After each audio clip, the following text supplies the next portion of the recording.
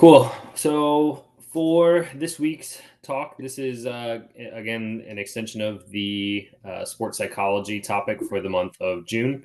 And so then this week's topic is mental health. And I think that this is a pretty popular subject. So we'll get into the overview here. So a few things that stand out to me. Again, this is just kind of the way that my brain conceptualizes mental health. First, it's like, what is it? And this is an important kind of distinction that's been in progress over the last, I would say, maybe 5-10 years. It's been kind of a push for probably 20 to 30 years within the literature and the research. But lately, there's a cultural trend where people are really interested in mental health and they want to do a better job of recognizing it and defining it. So, what is mental health? Kind of pin down what it really is or what it is not, and then we'll kind of differentiate athletes versus non-athletes. There's a little bit of nuance there. So, and then the last piece we'll talk about is kind of the best practices, things that we can do to really shine a light on what is going well and what might not be going so well, things that we can do better. So, a lot of those practices are suggested through the NCAA, and we'll just kind of cover what their guidelines are. So first, this is a hot mess of a slide, and this is intentionally done this way. So obviously, normally my slides are really concise. There's only a few words in it, but then there's this one that's got 1.5 million. So the point I'm trying to make here is that there's all these different definitions. There's not a clear-cut definition that's agreed upon universally. And so this is kind of something that creates a bit of a road bump. It creates obstacles for researchers, clinicians, anybody who's trying to learn more about mental health. So the shift lately has been away from previous definitions, which was the absence of mental illness as the definition of mental health.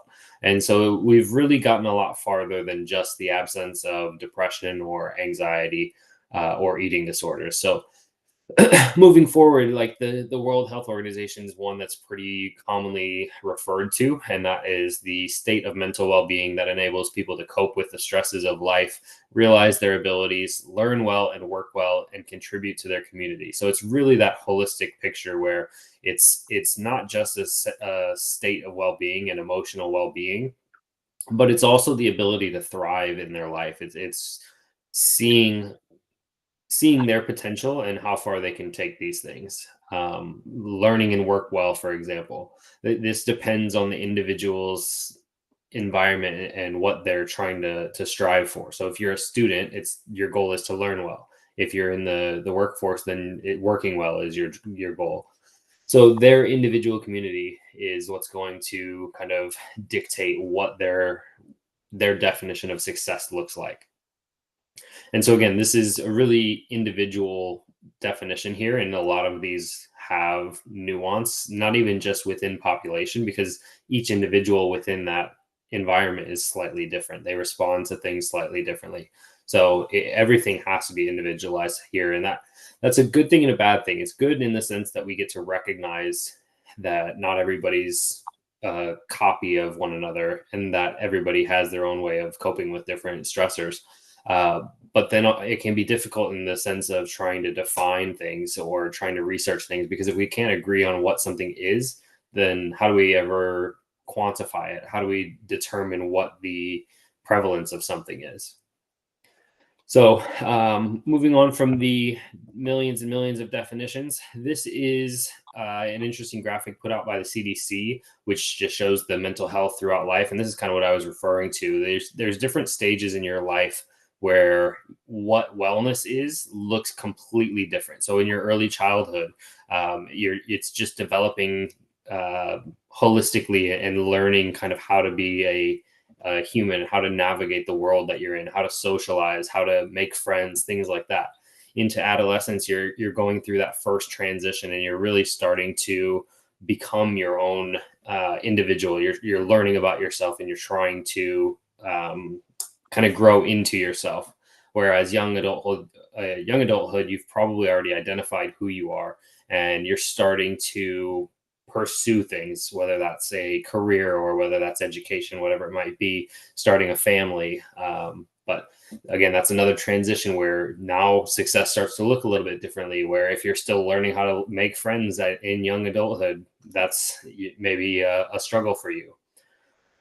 Middle adulthood, this is where life can really start to drag people down, whether that's the image here shown as parenthood, but also jobs for sure, burnout, midlife crisis, questioning whether or not your pursuits have been worth it, things like that. And then older adulthood, getting into retirement is a big transition for a lot of people that causes a lot of stress. But then also recognizing illness and the potential of death is definitely a big stressor for the older adults. So again, I just think it's an interesting graphic where it kind of shows exactly what these modern definitions are trying to pinpoint, in that it's what wellness looks like is it varies across life. Even within the individual, it's going to look different when they're 10 years old versus when they're 90. Any comments, questions so far? No questions yet, but I agree. I think it is really interesting to see how stressors can change based on what stage of life you're in, and maybe even, where you live and what culture you're a part of. It can all vary much so. Mm-hmm.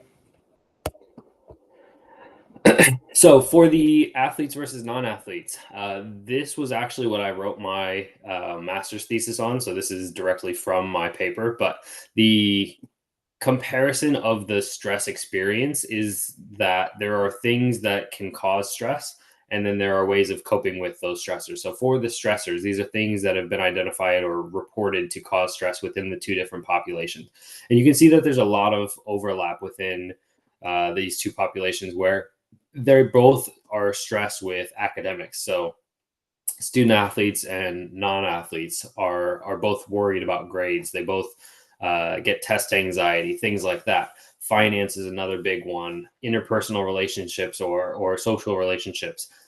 They all have these different struggles or stressors that are inherent with trying to navigate social relationships.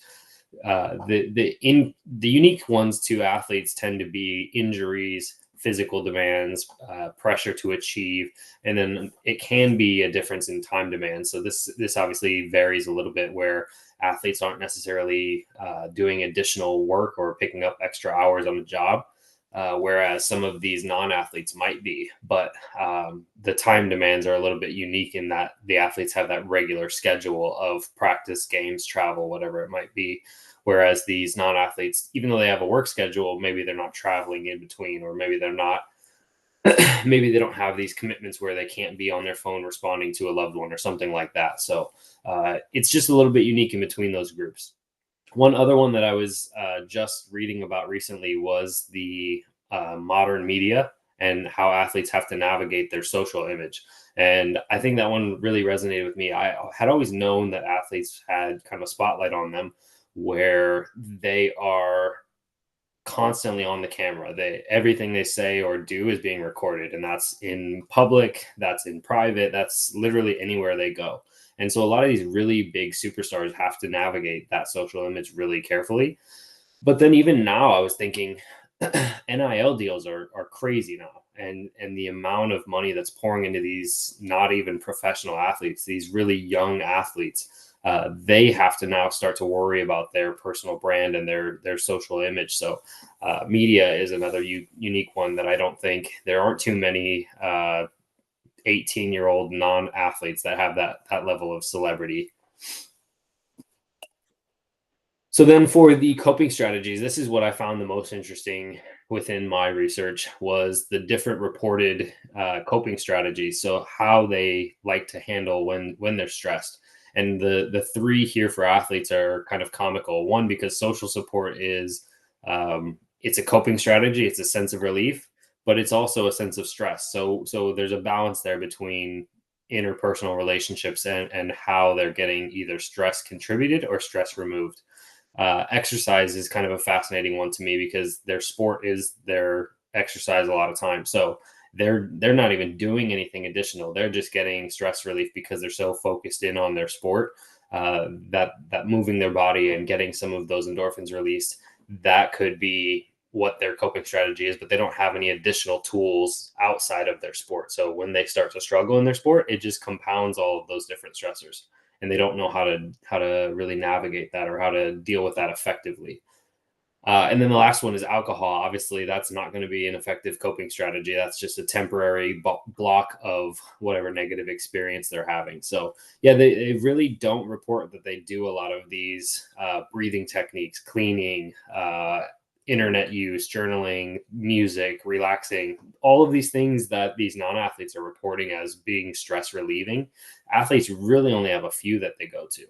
And so that's a bit problematic in and of itself, but it's a bigger conversation when you talk about the stress experience, because even though they have less coping strategies, that doesn't necessarily mean that they yield more stress on the back end of it. Any comments, questions? No, but it is interesting with the exercise you had mentioned for the athlete. You could see how if an athlete gets injured and then one of three of their coping strategies is lost, then you could probably tend to get stressed out a lot easier. And I've seen this even in like recreational athletes, and even in myself. Like I love going to the gym, I love jujitsu and kickboxing, and if I don't have that stress relief in my life, and I can't do that for a certain amount of time, it's tough, and you got to try to find other healthy coping mechanisms to lean back on. Mm-hmm.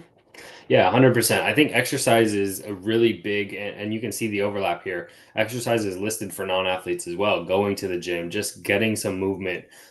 Maybe it's something like boxing where they're just releasing all of that anger or frustration, and they're just getting it out physically. It's a really good way of relieving stress. And for athletes, this kind of raises a double-edged sword where, one, are we talking about additional exercise to their sport? Are they saying that, like, I go to football practice, but then I'm stressed out because of football, so then I go home and I run 3 miles? Like, what specifically are they talking about when they say exercise? Or are they saying that, well, I had a bad day at school and then I go to football and I just like destroy my teammates because that's what makes me feel better about myself? So it's a bit hard to pinpoint through the current research, but yeah, it's a bit interesting, like you're saying, that when they only have 3 reported tools that they're using, and one of them could potentially just be playing their sport.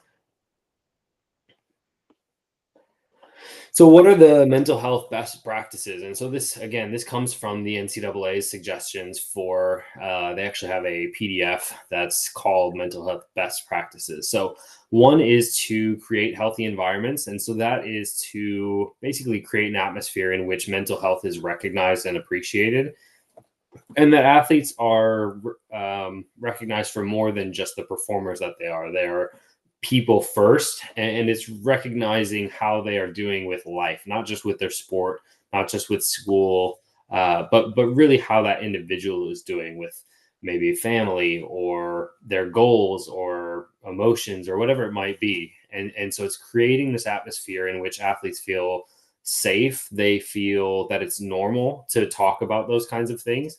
And you also create a system where you have clinicians who are constantly monitoring these things and putting them in the forefront, not just saying, oh yeah, mental health is important, but anyway, let's go grind today. So there's ways of doing this, one of which is the mental health first aid, and also having clinicians, like licensed clinicians, and this is the last bullet point, just by having a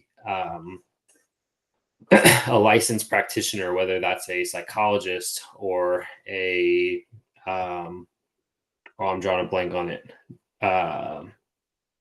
sports psychologist, counselor, any of those mental health practitioners, having them in the environment where athletes can go and talk to them makes a big difference. There's actually, from my thesis, there's still a stigma around athletes seeking mental health help. And so for this, it's really about being around the sporting environment and having somebody that specifically works with athletes.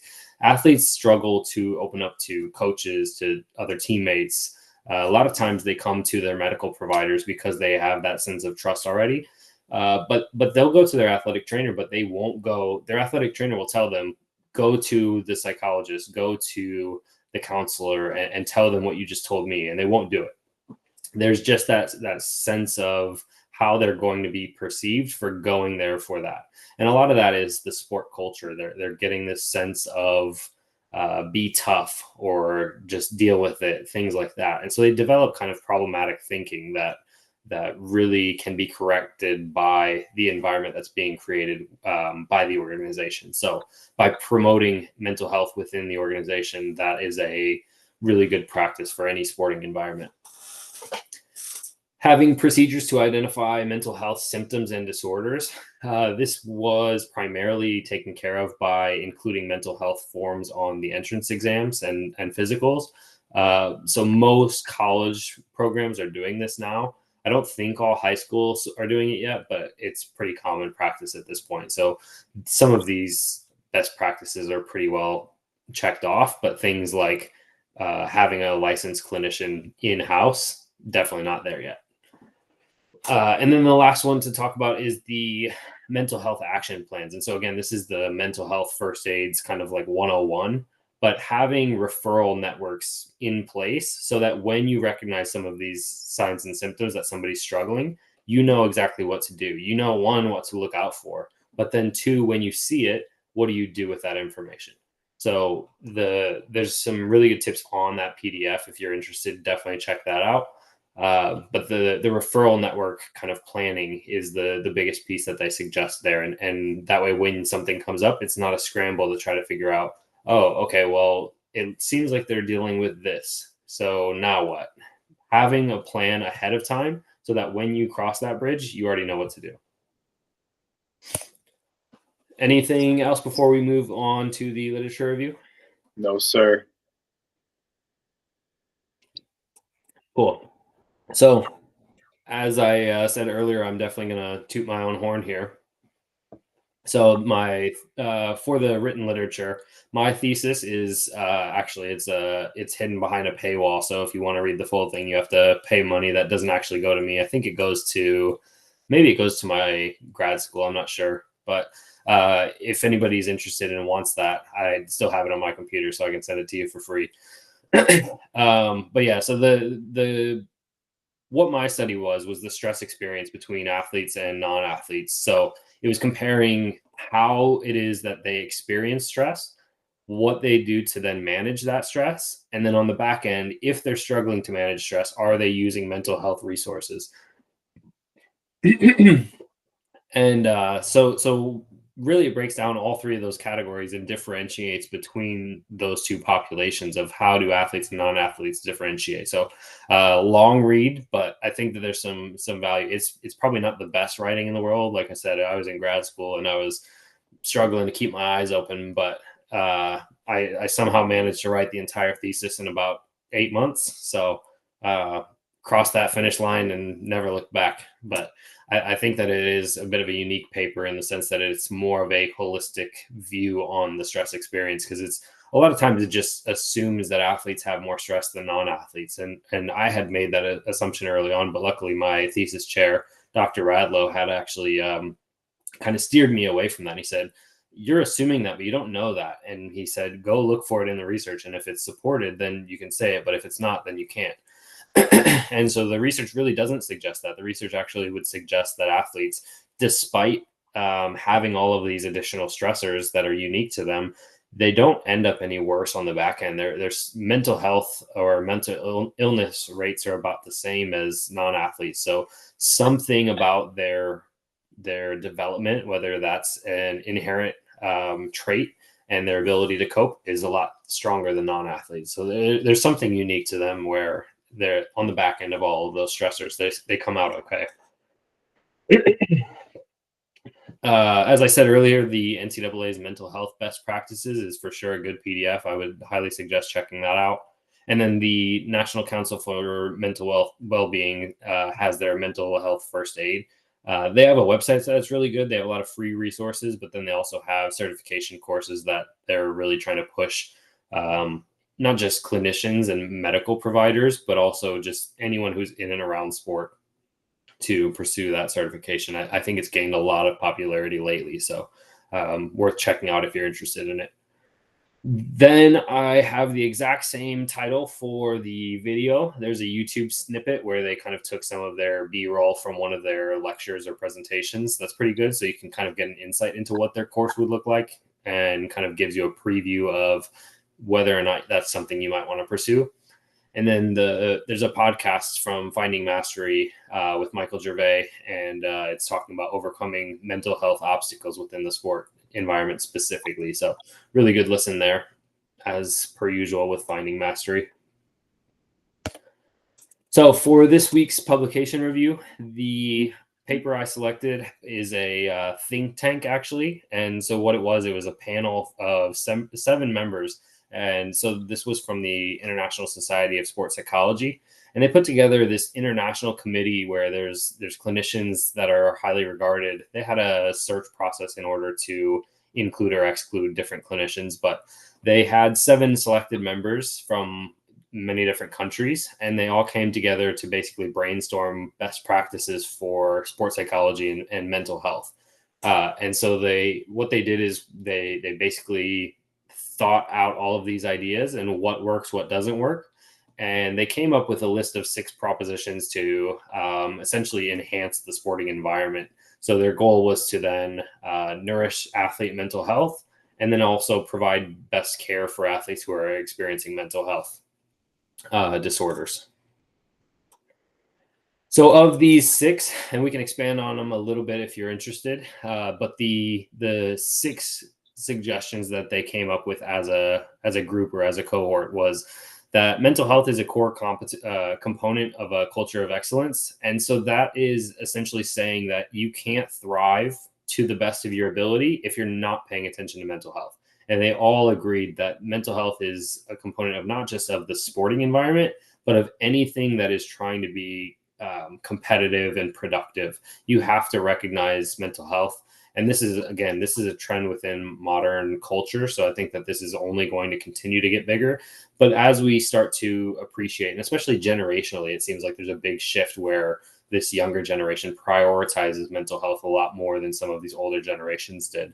And so the shift here should start to push some of this research in this direction, where we're getting a lot more trends, we're getting a lot more precise about what mental health is, how we can help individuals to promote mental health within the sporting environment. So that was pretty much a non-statement, but at the same time, it does kind of show like where we're coming from, where mental health was a question mark for so long.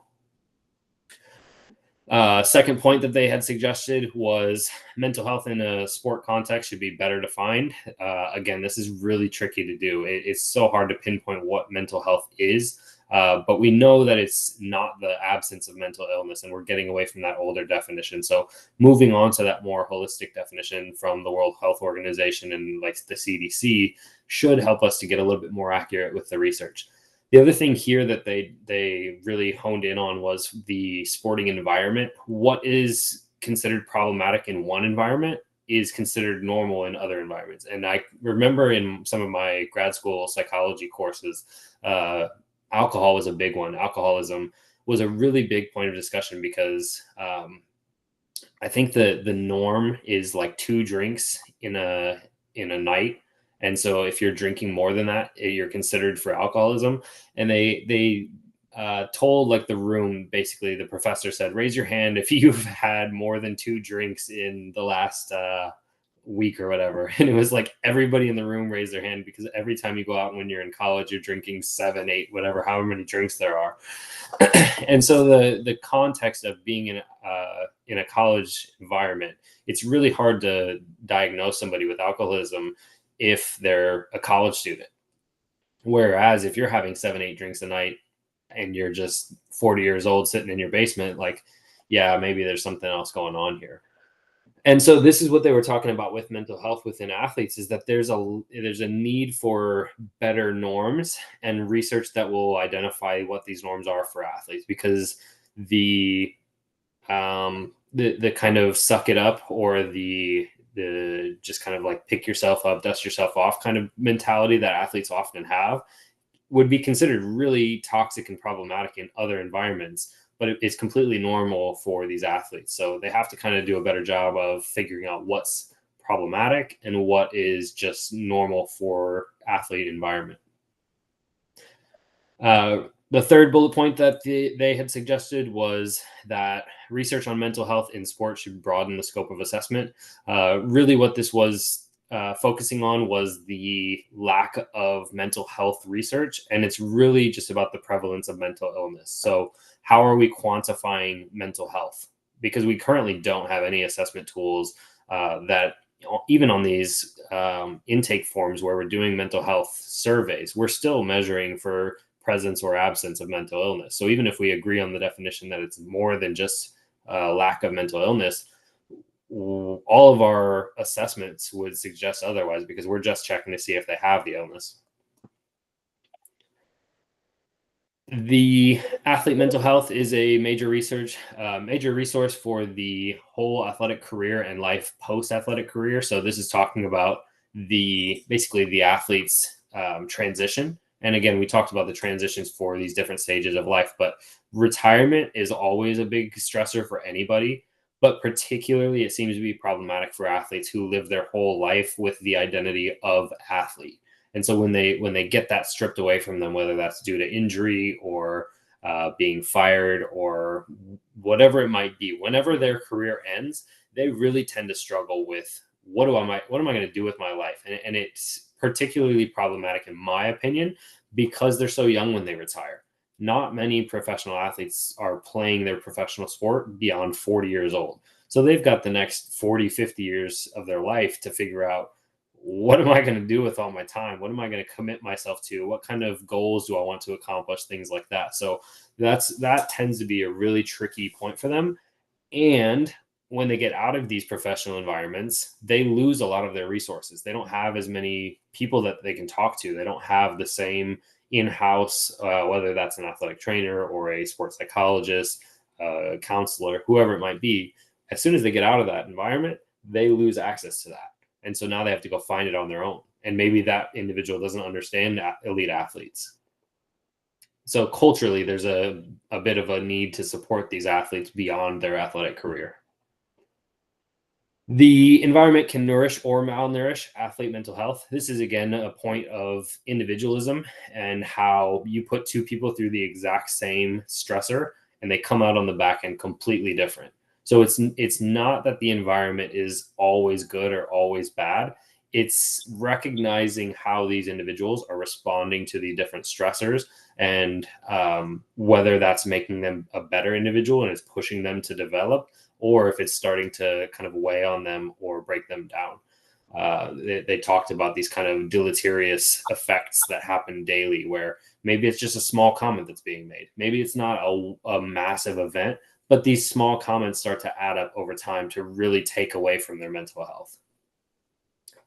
And then lastly, they emphasize that mental health is everybody's business, but should be overseen by one or a few specified members. So it's everybody's job to recognize mental health and to see these athletes as more than just athletes, to see them as people, to recognize where they're at mentally, emotionally, and to see them as individuals, more so than just performers or competitors. So they talk about the win at all costs mentality, or the drive to really try to win trophies or medals, and how a lot of times coaches or any staff who is trying to help these athletes to achieve greatness, they're really lost in the pursuit of these medals or trophies, and they oftentimes forget about the person that they're talking to. So there's a few really good examples in modern coaches who talk about just really being a good person.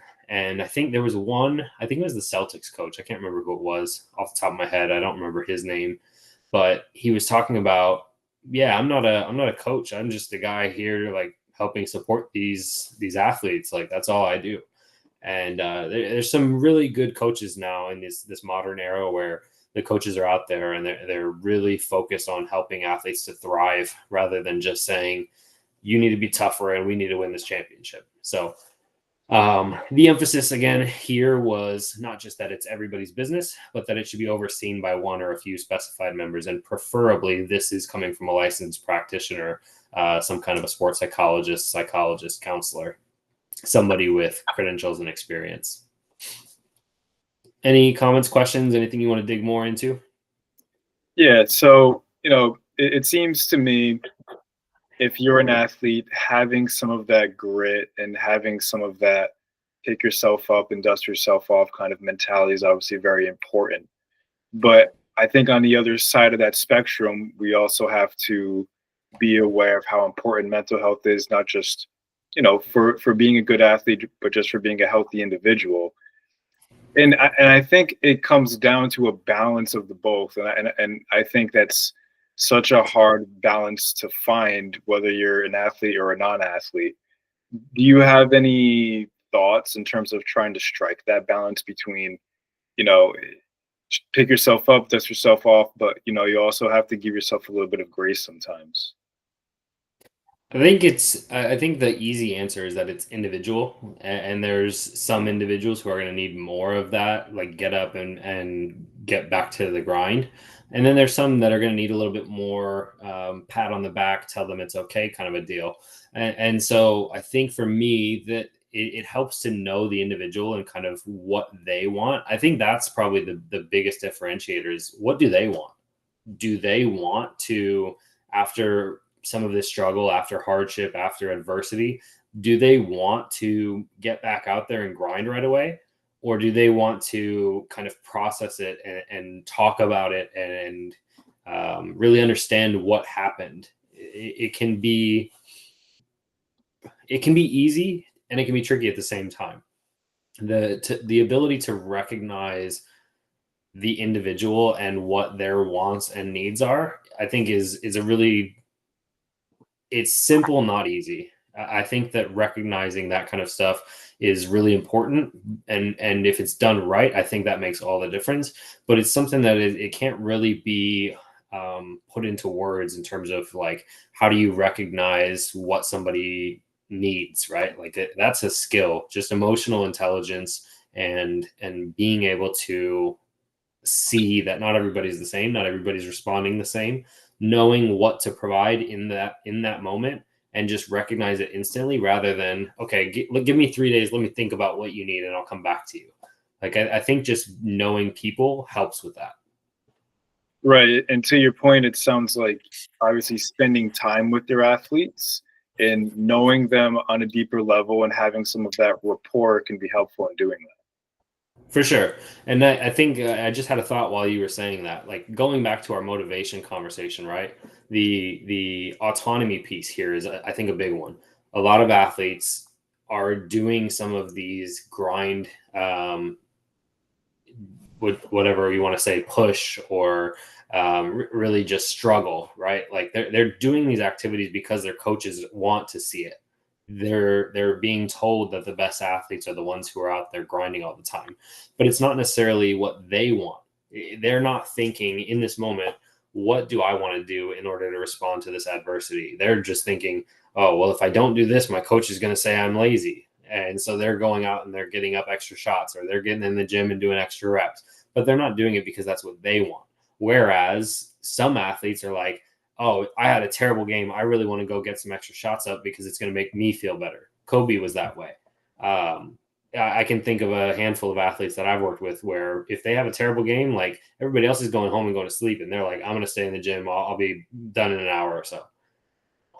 Or the weight room. The weight room is another one where athletes are like, yeah, I just really bummed about that game. Like I really could use a good lift or go for a run, something like that. So I think the autonomy piece is a big one here in knowing whether the athlete is doing it because they want to, or knowing if they're doing it because it's what they think that other people want them to do. Right. And to that point too, I mean, if it is external motivation coming from a coach, usually that only gets you so far. If it's Mm-hmm. if it's intrinsically motivated and it doesn't feel like extra work, number one, you're going to get better because you are getting those reps, but you're not going to get burnt out as much because it's not something you're pushing yourself to do. Yeah, 100%. Very well said. And I think you start to see some of that separation as the season or as the years kind of drag on, right? Like you get a little bit of that separation. And then if you continue to do it over the course of a season, you start to get these drifting patterns where one athlete, even though they're doing the same activity, right? Like they're doing the exact same thing after the game. one athlete is like, yeah, I feel so great about the season. I just love that I have the ability to do this after our games. Whereas the other one's like, man, I'm so tired of doing all this extra work and not getting anywhere. And it really starts to weigh on them. And that's what they were saying on this previous slide, with the context, knowing the sporting environment and better understanding athletes and sports as a whole. Yeah, absolutely. Very well said. Cool. So that brings us to the summary for today. So again, what is mental health? It's a really tricky kind of phenomena to define and to pinpoint, but we're getting closer. We're definitely making strides to get a better definition. We're definitely not there yet in terms of measuring it and assessing it, but with the study that was put out here, the aim is to get better tools that recognize mental health and quantify mental health as opposed to the lack of mental illness. Athletes definitely have a little bit of a unique experience to non-athletes, whether that's their teammates, whether that's the pressure to perform, whether that's their coping mechanisms, whatever it might be. There's a little bit different, unique experience for athletes. And then lastly, the mental health best practices. And a lot of this is being driven by the NCAA and the mental health first aid organizations. So they have some really good resources, and I'd highly suggest anybody who's interested in mental health for athletes, check out them. And that will wrap us up. And then, the last or the next topic for next week is going to be psychology of injury. That will not be on the 24th because that is today, but that should be, I think I'm going to try to do it on Friday, try to squeeze 2 in this week. And then I'll have 1 more on Tuesday, next Tuesday. And then that'll wrap up this month for sports psychology.